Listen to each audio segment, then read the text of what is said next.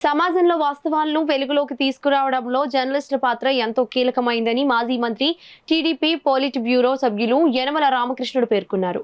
కాకినాడలో జరిగిన ఏపీడబ్ల్యూజే జిల్లా మహాసభలో ఆయన పాల్గొని ప్రసంగించారు. కాకినాడ నగరంలో స్థానిక జేఎన్యూకే అల్యూమిని హాల్లో Andhra Pradesh union of working journalist Kakinada జిల్లా శాఖ మహాసభ నిర్వహించారు. సభ అధ్యక్షులుగా ఉమ్మడి తూర్పుగోదావరి జిల్లా ఉపాధ్యక్షులు దురాని అధ్యక్షతన జరిగిన సమావేశంలో సీనియర్ పాత్రికేయులు అడప వెంకట్రావు, ఎస్ సోమేశ్వరరావు, ఏ శ్రీనివాసరావు, విహెచ్ రాంబాబులను ముఖ్య అతిథులుగా ఘనంగా సత్కరించారు.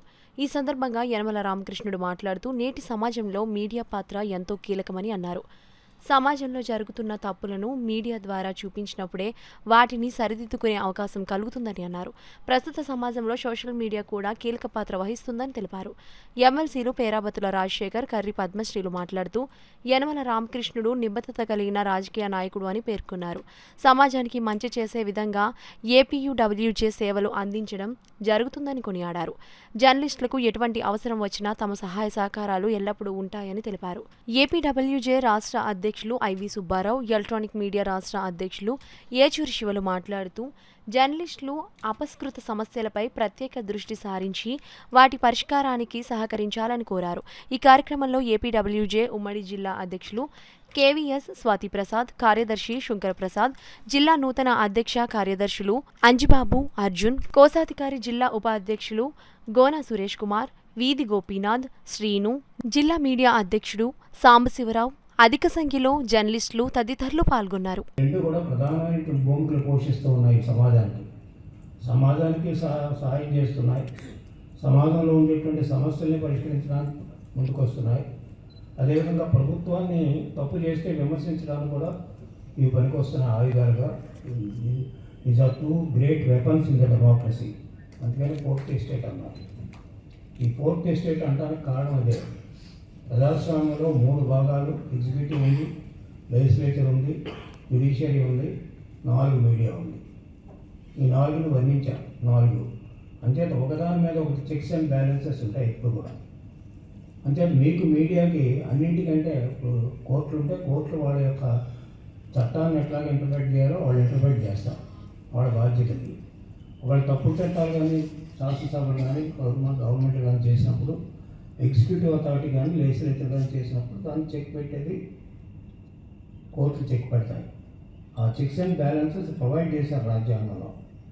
అదేవిధంగా కోర్టులు అన్నీ ఏవైనప్పటికీ కూడా మీడియాకి ఇంకా స్వేచ్ఛ ఉంది. ఆ స్వేచ్ఛని మనం ప్రాపర్గా ఉపయోగించుకోగలిగితే సమాజం ముందుకెళ్ళడానికి, బాగుపడటానికి ఉపయోగపడతాయి. ఆ విధమైనటువంటి మార్పులు 2 మార్పులు నేను చూశాను నా లైఫ్లో.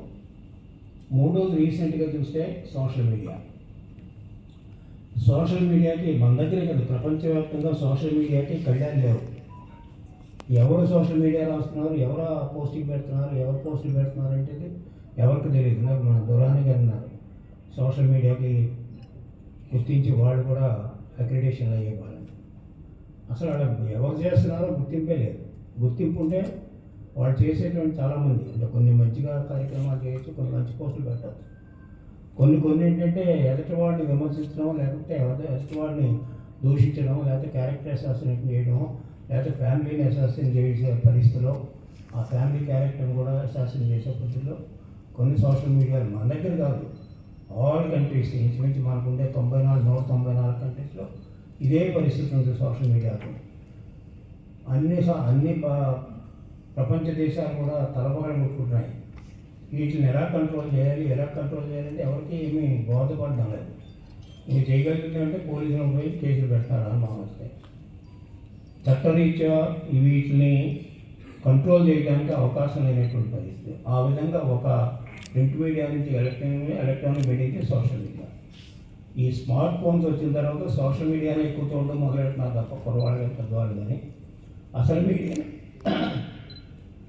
ప్రభుత్వం ఏం చేస్తుంది, ప్రభుత్వం ఏం కార్యక్రమాలు చేస్తుంది, ప్రతిపక్షాలు ఏం చేస్తున్నాయి, లేకపోతే నాయకులు ఏం చేస్తున్నారు, ఇవి పట్టించుకోవడం మానేస్తున్నారు.